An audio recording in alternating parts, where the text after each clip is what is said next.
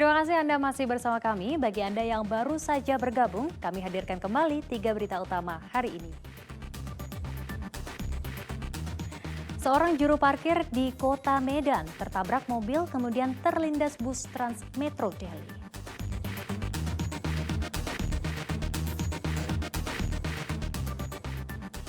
Jemaah masjid digegerkan dengan penemuan seekor ular sanca batik sepanjang 4 meter di plafon masjid di kota Medan.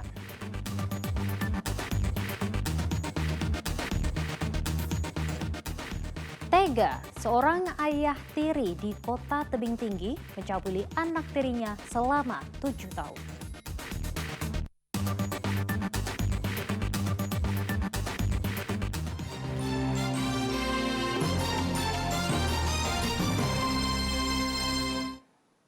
Dua pegawai toko roti di kota Tebing Tinggi menjadi korban razia polisi gadungan.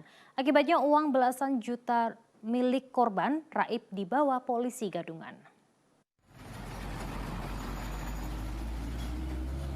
Kedua pegawai toko masing-masing Chandra dan Sahrum warga Kampung Keling, Kota Tebing Tinggi memperagakan aksi razia polisi gadungan di tempat kejadian di Jalan Soekarno-Hatta, Kota Tebing Tinggi. Dalam peragaan tersebut, terungkap mobil box yang berisikan obat-obatan di stop pelaku yang mengaku sebagai polisi. Razia pertama pada 20 Juni lalu pelaku tak berhasil karena saat itu kedua korban tak membawa uang setoran hasil penjualan. Dalam aksi keduanya, pelaku yang menggunakan sepeda motor melarikan uang korban sebanyak 13 juta rupiah, dompet serta surat izin mengemudi korban. Karena curiga pelaku polisi gadungan, korban akhirnya membuat laporan ke polisi. Ketika di daerah ini di stop tuh sama satu orang yang perawakannya seperti polisi, berpakaian seperti polisi, kemudian tanya surat-surat, sempat memeriksa barang bawaan, obat-obatan diperiksa, saku juga diperiksa, cuman dibilang bapak sendiri aja yang meriksa. Setelah itu kami dikasih jalan. Kemudian tadi waktu pulang, tadi kan saya ada ngantar yang Kuala Tanjung semalam belum jadi diantar. Waktu pulang tadi di stop lagi gitu, stop lagi. Saya bilang juga sama dia, bapak kan semalam kan kami udah di stop pak, saya bilang gitu kan. Kemudian ya ada yang lagi dicurigai dengan motor yang seperti ini, katanya bilangnya seperti itu. Apa yang diambil? Jadi yang diambil itu dompet saya, isinya itu ada beberapa bon, kemudian SIM saya, kemudian sama uang setoran penjualan hari ini itu ada 13 juta sekian. Kepala SPKT Polres Tebing Tinggi membenarkan adanya laporan korban di razia polisi gadungan hingga mengalami kerugian belasan juta rupiah. Kejadian hari ini, ya adanya kasus pencurian dengan mengatasnamakan kepolisian. Gimana kejadiannya Pak ceritanya? Ya, kejadiannya semalam sore jam 6, bapak ini sebagai supir sama keneknya dicegat oleh seseorang yang menyaru sebagai petugas kepolisian. Dan tadi pagi jam 10, beliau juga dicegat oleh orangnya yang bersamaan dan mengatasnamakan kepolisian. Polisi mengimbau warga untuk tidak meladeni razia yang diduga tidak resmi agar tidak menjadi korban oleh orang yang mengaku sebagai polisi. Muhammad Hamdani melaporkan dari Kota Tebing Tinggi. Tega, seorang ayah tiri di kota Tebing Tinggi mencabuli anak tirinya selama 7 tahun. Perbuatan cabul pelaku terungkap setelah korban memberitahu keluarganya. Pelaku pun sempat kabur ke beberapa daerah dan akhirnya tertangkap di Kabupaten Sukabumi, Jawa Barat. Tersangka berinisial EAP, 53 tahun, warga Kota Tebing Tinggi adalah ayah tiri yang tega mencabuli anak tirinya di gelandang ke Polres Tebing Tinggi. Tersangka mulai melakukan perbuatan bejatnya sejak tahun 2014 saat korban masih berusia 14 tahun dan duduk di bangku sekolah menengah pertama hingga berlangsung sekitar 7 tahun. Terbongkarnya perbuatan ayah tiri ini setelah korban memberitahu keluarganya. Keluarga yang tidak terima akhirnya membuat laporan ke polisi pada awal Januari tahun 2022. Mengetahui telah dilaporkan ke Mapolres Kota Tebing Tinggi, pelaku sempat kabur ke Kota Payakumbuh, Sumatera Barat, kemudian pindah ke Bekasi, Jawa Barat, dan akhirnya tertangkap oleh penyidik kepolisian Polres Kota Tebing Tinggi di Kecamatan Cidahu, Kabupaten Sukabumi, Jawa Barat, 18 Juni 2022. Notabene sebagai ayah tiri daripada korban, yang bersangkutan menyampaikan bahwa sudah dilakukan pencabulan dan persetubuhan kurang lebih selama 7 tahun.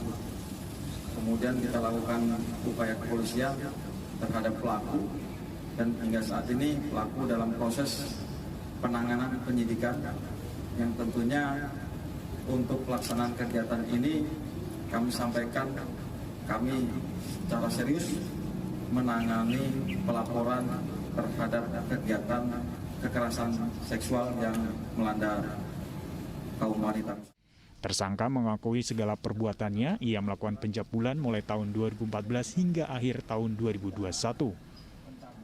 Pencabulan dan persetubuhan. Siapa yang dicabuli? Anak tiri saya. Udah berapa tahun, Pak? Dari tahun 2014 sampai 2021. Kasus ini ditangani Satreskrim Polres Tebing Tinggi guna pengusutan lebih lanjut. Barang bukti 1 potong baju dan 1 potong celana panjang disita polisi. Pelaku dijerat pasal berlapis tentang Undang-Undang Perlindungan Anak dengan ancaman hukuman paling singkat 5 tahun dan paling lama 15 tahun penjara. Muhammad Hamdani melaporkan dari Kota Tebing Tinggi. Barang bukti hasil sitaan yang menjadi milik negara senilai 3 miliar rupiah dimusnahkan Bea dan Cukai Teluk Nibung, Kota Tanjung Balai. Seluruh barang sitaan yang dimusnahkan tidak memenuhi kepabeanan dan cukai.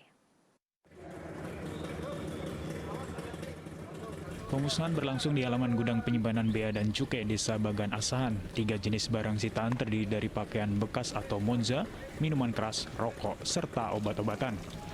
Acara ini dihadiri perwakilan Forum Komunikasi Pimpinan Daerah Tanjung Balai Asahan. Monza atau pakaian bekas merupakan item terbanyak yang dimusnahkan, yakni total 17 ton. Pemusnahan pakaian bekas dan rokok dengan cara dibakar, sedangkan minuman beralkohol dengan cara pengosongan dari botol agar tidak bisa didaur ulang. Sedangkan obat-obatan dilarutkan dalam rebusan air panas kemudian dibuang ke selokan. Sinergi kita bersama dengan instansi lain dan aparat penegak hukum yang lain juga. Jadi sekaligus untuk mengedukasi masyarakat bahwa barang-barang ilegal ini yang diselundupkan membahayakan atau merugikan negara kita dari sisi ekonomi, kemudian dari sisi keamanan, kesehatan. Barang ilegal yang dimusnahkan merupakan barang milik negara hasil sitaan dalam kurun waktu dari tahun 2020 hingga 2021. Pemusnahan dilakukan sebagai bentuk perlindungan kepada masyarakat dari barang-barang larangan yang dapat mempengaruhi nilai ekonomis perajin UMKM lokal serta berisiko bagi kesehatan. Tuti Alawiyah Lubis melaporkan dari Kota Tanjung Balai. Sejumlah peristiwa penting dan menarik terjadi di Sumatera Utara dalam sepekan terakhir. Semuanya kami rangkum dalam Medan Sepekan.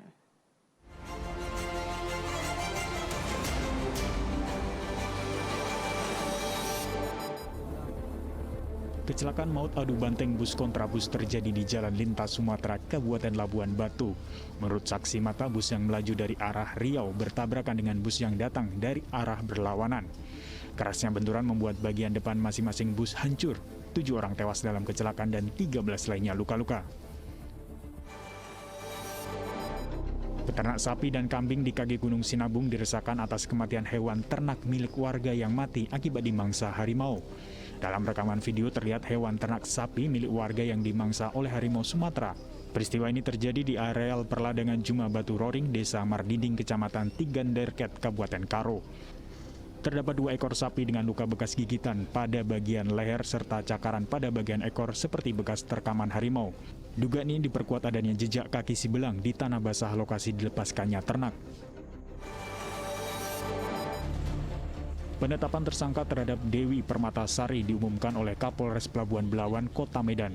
Dewi, warga Kecamatan Belawan Kota, menganiaya 2 anak kandungnya. Penganiayaan anak ini direkam sendiri oleh Dewi dan dikirimkan ke suaminya. Dalam video terlihat 2 orang anak laki-laki berusia 4 tahun dan usia 2 tahun tetap dipukuli meski kedua anaknya sudah meminta ibunya untuk menghentikan penyiksaan. Sang suami tengah menjadi tahanan di dalam rutan karena kasus narkoba.